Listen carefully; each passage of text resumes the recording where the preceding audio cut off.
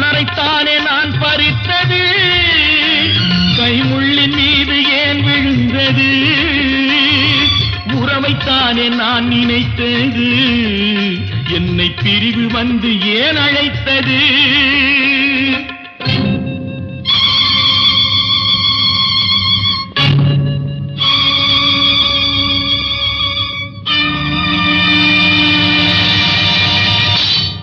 எழுதுங்கள் என் கல்லறையில் அவள் இரக்கமில்லாதவள் என்று, பாடுங்கள் என் கல்லறையில் இவன் பைத்தியக்காரன் என்று.